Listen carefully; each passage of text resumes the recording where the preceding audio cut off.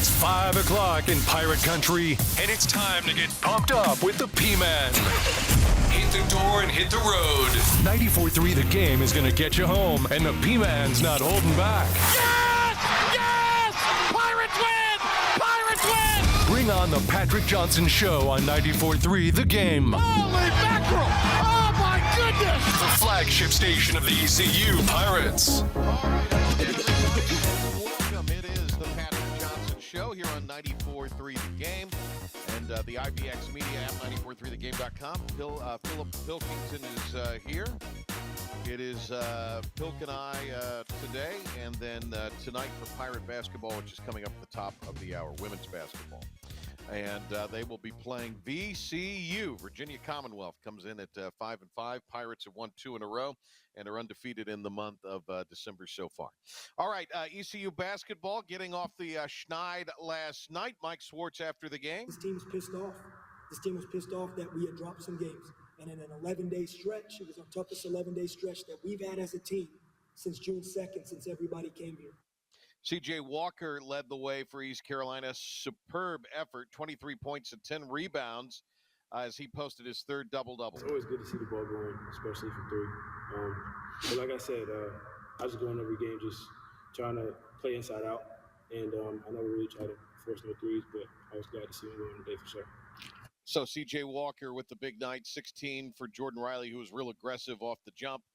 Nice to see Jan Farrell seemingly regain his shooting touch, and he just didn't settle for threes. He took a couple of mid-range jumpers that were key and looked really, really slick in doing that. He had 14.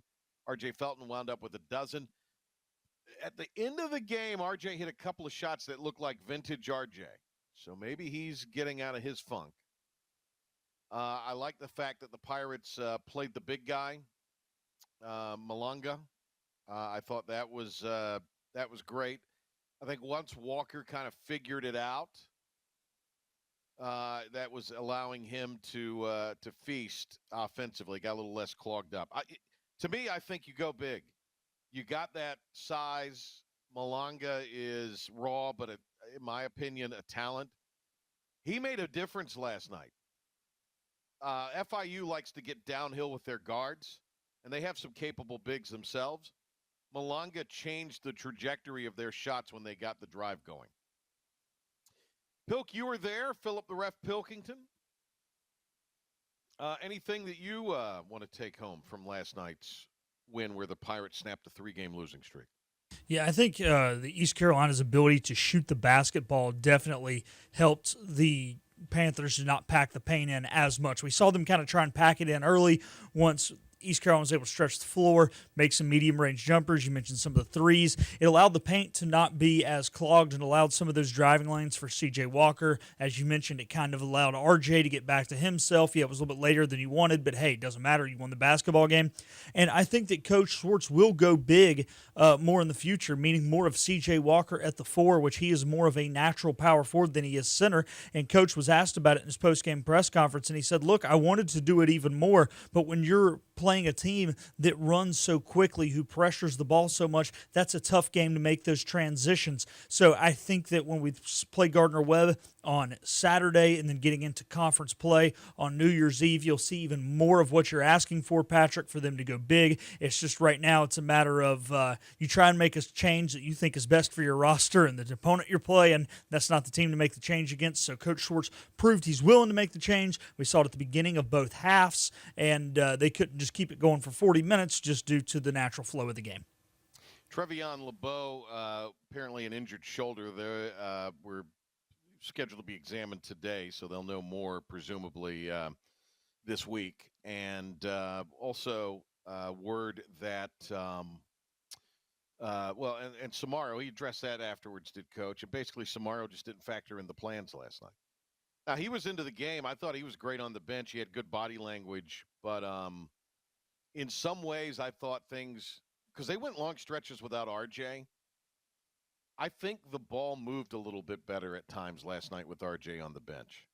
And that allowed RJ to come back in and maybe get more in the flow and not be the guy that they're running everything through, and it gets a little sticky, and he's got a lot of pressure on himself to make a play, especially with the shot clock dwindling down. Look, and there were problems last night. This isn't all sunshine and rainbows. I mean, there were some issues last night, in my opinion. I didn't think Cam Hayes played particularly aggressively at the point, attacking the pressure for FIU, which is, that's out of the book of VCU, that pressure. And I think there's still some issues when the Pirates don't have one of the 7-foot guys or 6'10", 6'11" guys in. There's still some issues with, the other team being able to get to the basket. I don't think there's anybody great on the perimeter on stopping quick guards. But if you do have one of those 6'10", 6'11" guys on the back line, that makes it a lot more difficult. I loved what I saw out of Farrell and Riley. So maybe they found something there. But, I mean, I don't want to hack on anybody, but, I mean, I think it was almost maybe addition by subtraction with some of the guys that didn't get the run for whatever reason last night. I think those guys could be utilized a little differently than they've been utilized so far. Yeah, and last night he only played 9, and really he played 7. There were 2 players who had under 4 minutes, and that's that 7 to 9 is kind of what, is what college basketball is. Utilize that. Yeah, I think that's how you utilize those guys, is a few minutes here and there to spell Walker and spell some of these other guys. I agree. I think the only time you really need more than 8 or 9 in the rotation is when you're talking about a true all-star team. And we saw Steve Kerr still only use 8 in the Olympics a lot of times this past year. You had 4 or 5 guys not getting in. Yes, there was a lot of controversy over that. But the best teams in the country historically have played 8 to 9. Really, the only exception is that 2015 Kentucky team that played 10, where they had a blue platoon and a white platoon, and they would just sub 5 for 5. But they had the same 5 guys would always be on the court together. So unless there was foul trouble. So that was a little bit of a crazy circumstance. Obviously, that team won their first 38 games of the season. This East Carolina team is nowhere near as talented as a Kentucky team that went 38-1. So I think that 8 to 9 is a great number. Yeah, and certainly FIU a little out of character. They shot the 3-ball well in the second half. The big guy, A-Bar, made that bank shot 3 on a 4-point play opportunity. He hit a couple of threes. And their job is to turn you over. That's how they play, and they did some of that last night. So I think all in all, though, a good victory for the Pirates, and it's a great opportunity. All right, so we'll see what happens with ECU. We've got Pirate women's basketball tonight against VCU. I'll be headed over to the Coliseum shortly. Pilk, we got a little Christmas tune to break here. We do. We're bringing a little Beach Boys today. Oh, this is a good one. I do like this one. This is a good one. Good pick, Phil. Thank you. All right, Philip the Rep Pilkington's here. I'm the great P-Man. Ladies, Jay Sonnhalter is coming up next. That's right. Sonny Sonnhalter. He'll join the Patrick Johnson Show right after these words. The whole year working out in his sled. It's the little Saint Nick. We are Riding shotgun with you on the drive home. It's showtime. This is the Patrick Johnson Show on 94.3 The Game. Jay Sonnhalter joins us on the Patrick Johnson Show. ECU football alum, renowned broadcaster, ESPN, and also you see, we'll hear Sonny during the college football bowl season on Bowl Season Radio nationally. Jay Sonnhalter is a busy boy. He joins us here on the PJ Show. Hello, Sonny. Hey, Merry Christmas. How you doing? I'm well. Merry Christmas to you. Boy, you're a busy guy around the holidays here. We'll get into your thoughts on some of these games, but first, the schedule for Jay Sonnhalter. He'll be on the coverage of the NCHSAA State Championships statewide, including stations out of New Bern in our market. It'll be the 4A game on Friday night, Reidsville and Grimsley, And then the 2A game on Saturday, I believe at noon, as Northeast will take on Monroe. Northeastern, rather, will take on Monroe. Antonio Moore, our guy, shout out to him. Great guy. Hope he can get his first state championship. So Sonny will be on the 4A and the 2A games from Chapel Hill for statewide state championship coverage. And then Jay will be busy during the week of Christmas for Bowl Season Radio. That is the national radio partner of the Myrtle Beach Bowl, which is UTSA and Coastal. The Birmingham Bowl in Birmingham, Alabama. Pirates played there a couple years ago against Coastal. That matchup this year is Georgia Tech and Vanderbilt. And then Sonny will be calling his alma mater against a team he caught a touchdown pass against in his career. It'll be NC State and ECU in the Military Bowl. Jay Sonnhalter. Busy man traveling to and fro. All right, Sonny. Pirates and Wolfpack in the Military Bowl. You'll be on the call. I know you've paid attention to what's been going on with ECU and the coaching change and how the season ended up. So just some thoughts on this Military Bowl matchup. 33rd all-time meeting between NC State and ECU. Well, it's exciting. And I mean, for the players, you want to play your rival. And for the fans, I think this is a great opportunity, unexpected, because you don't know who you're going to play. And then you have an opportunity to play NC State here in the bowl and then the first game of next year. So I'm just excited for the fan bases. I think the atmosphere is going to be awesome up in Annapolis. And I think for the fans, it's something to really look forward to, because sometimes in bowl games, you play a team that, there's not a lot of interest in, but in this bowl game, I think for both teams, this is a huge game, and you can gain a lot of momentum going into the offseason. And I know, as ECU fans, this is the biggest game of the year, trying to beat the Wolfpack and NC State. For them, there's a lot of changes on their side as well, but they're sitting at 6-6, so they're trying to have a winning record, and they're going to face an ECU team that I think is going to be really motivated to go up and get the win. The Pirates are quarterbacked by Caton Hauser. The Wolfpack, after Grayson McCall's injury, are quarterbacked by C.J. Bailey. So compare the two quarterbacks in this matchup. Well, I think C.J. Bailey's improved a lot for NC State, and I think he's going to have a really good future. He's 6'6", 6'7". He's a big kid, and he's been progressing. Now he's going to be without his top wide receiver in Casey Concepcion, who's in the portal right now. So that's going to be a big, issue for the Wolfpack, is who steps up. And Noah Rogers from Rollsville, right in Raleigh, has kind of really come on here as of late. He went to Ohio State, then transferred to NC State this year, but he's probably going to be their top guy. But I think Bailey is the guy that this is going to be a big game going against ECU and facing the pressure that Blake Harrell's going to bring, and see how he reacts to that pressure.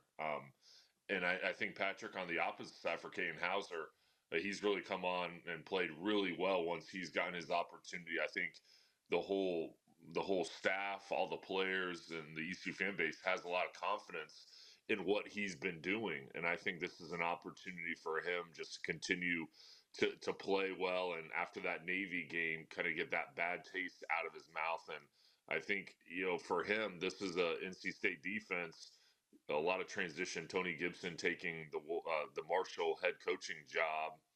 In these bowl games, there's a lot of guys that aren't going to be there, and how our team's going to react to the bowl practices, the preparation for this game.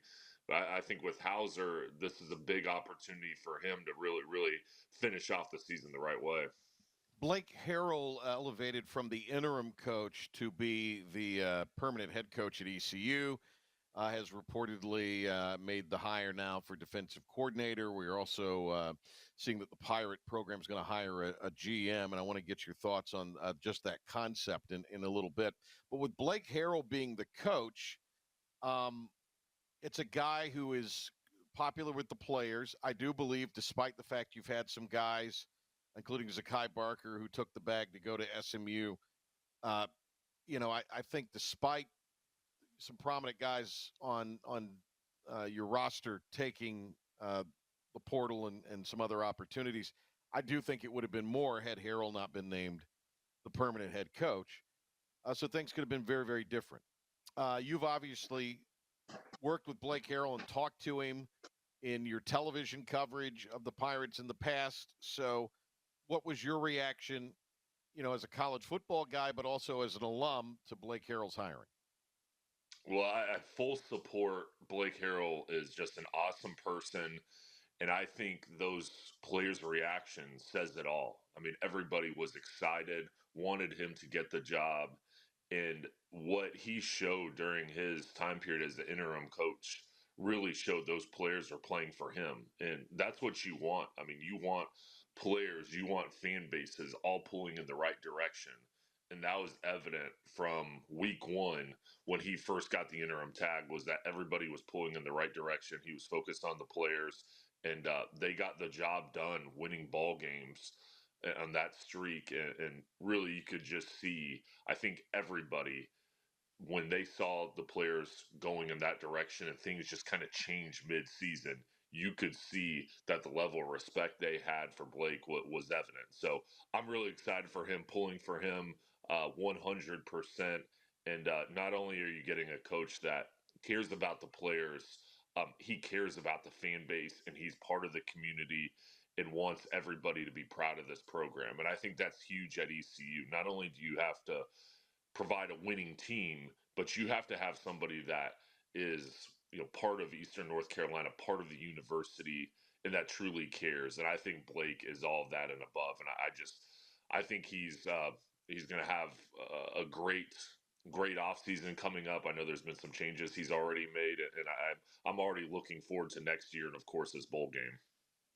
What do you think of the idea of hiring a GM for a college football program? And then you obviously have what Belichick has done, or what North Carolina has done in hiring Belichick, and he hired a GM. I mean, is that kind of the in vogue new position, and maybe it's in some ways as important as a head coach, or certainly at least as important as a coordinator? Oh, I think it's huge, and I think that is going to happen at every school, every university is going to have a GM moving forward. And I think, obviously you're going to have to expand your budgets as far as coaching staffs and getting more personnel people in the football, kind of the football upper management department there. But the coaches don't have time to deal with the NIL, in the scouting of players and roster management. So you have to bring in a GM to handle that and kind of get your construction of your roster going. And it's not just during the time of the portal, it's during the whole year, because you have to kind of scout players out in the portal and then kind of figure out guys that may leave, guys that may come into the program. And the coaches have to coach, the players have to play, the GM and the personnel people have to be in control of that. And everybody kind of has a responsibility.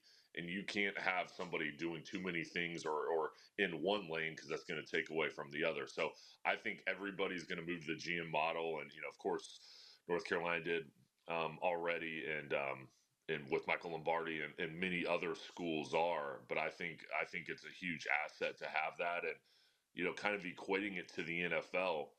You look at the NFL, the most important positions are the owner, the GM, the head coach, and the quarterback. And if you can get those right, you're going to have a chance to win a Super Bowl, every year. So when you equate that over to the college level, it's about the chancellor, their support, the athletic director, their support, the GM, the head coach, and the quarterback. So it's a string of about 5 people that kind of lead the way, and it's really looking towards the NFL model, moving it to the college side. Jay Sonnhalter, ESPN college football analyst, also analyst for bowl season radio. He'll be heard on the national radio call of the Military Bowl between NC State and ECU. So I kind of wonder, if you're Dave Doran right now, you underachieved this season. I mean, let's be frank. The Wolfpack did not meet expectations, anywhere close to expectations.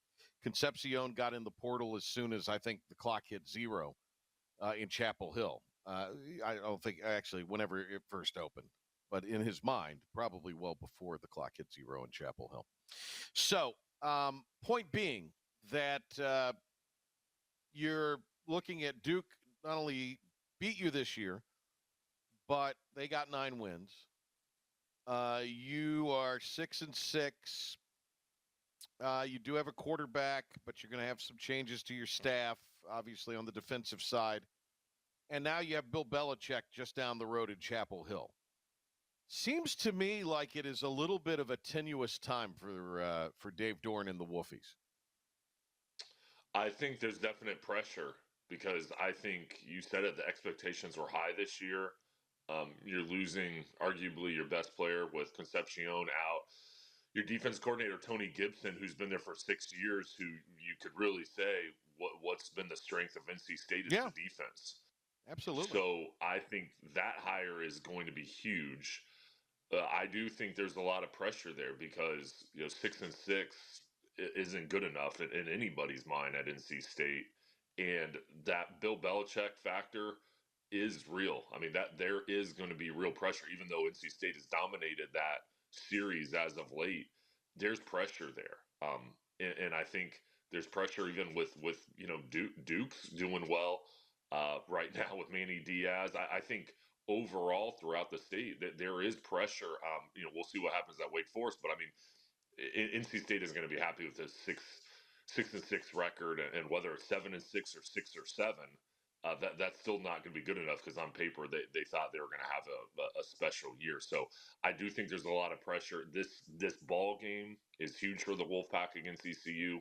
In their mind, they have to win this to have a winning record and go out this year with the right way and build that momentum for the spring and the off season. But I think this game is huge, and I think going into next year they really have to have a bounce back year. And I think that Belichick factor is huge because there's going to be all the attention is going to be on UNC this offseason.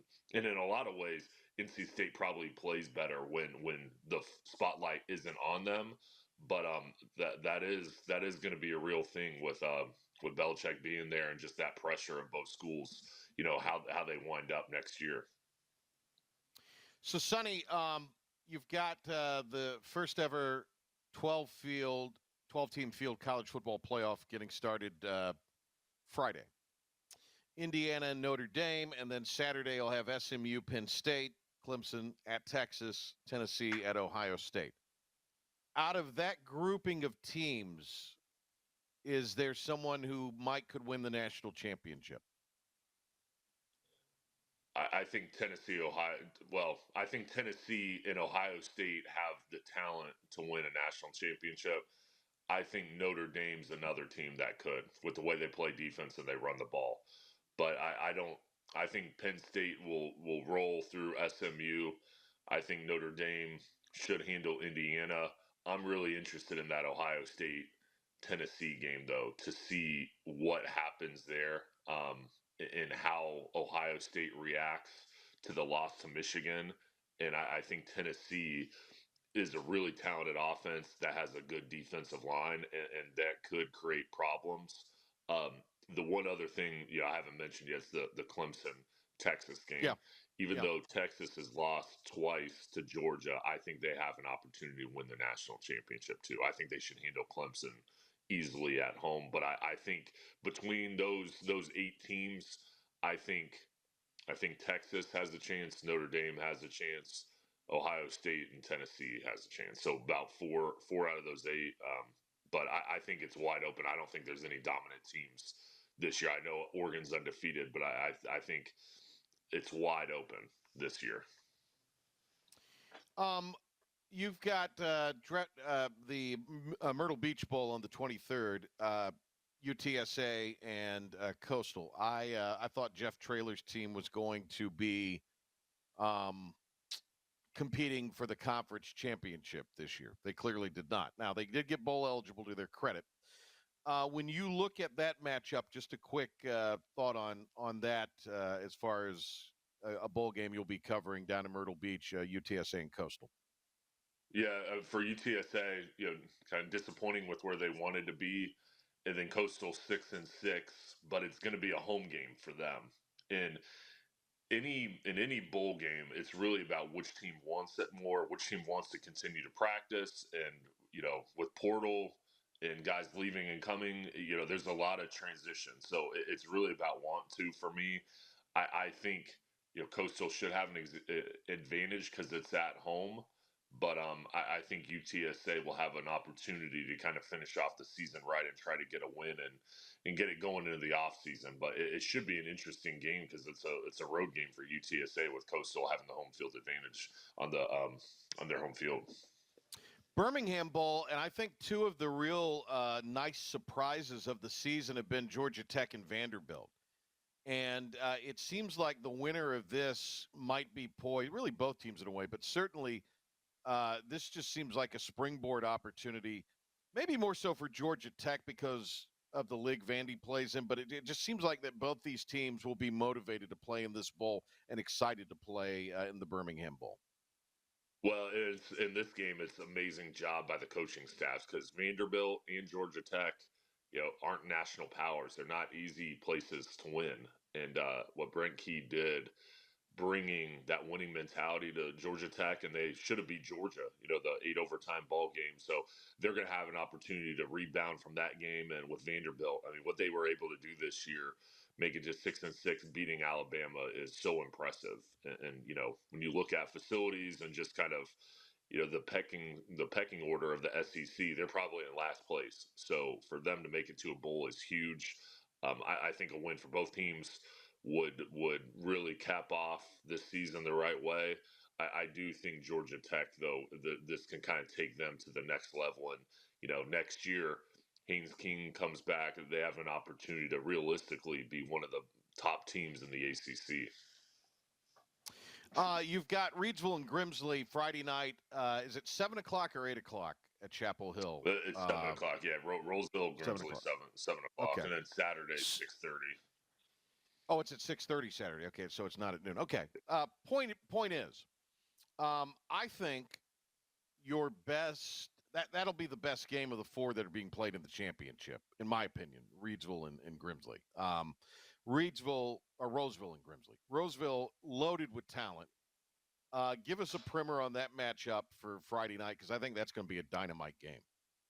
Yeah, it's going to be great. And they played earlier this season. Grimsley won that ball game, so there's a redemption factor with Rolesville. And Rolesville, right north of Raleigh, they built a powerhouse. And Rainier Rackley has done an awesome job. And if you go up there and you're recruiting up there, they have college prospects all throughout, ninth through 12th grade. I mean, they are just flooded with amazing players.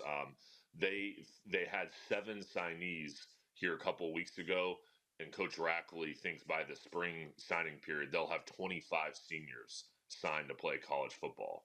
Wow! So they're amazing, and then they've got a junior that's one of the top players in the country, and Xavier Griffin Haynes, who's committed in North Carolina, then decommitted, and has offers from Ohio State, UNC, everybody.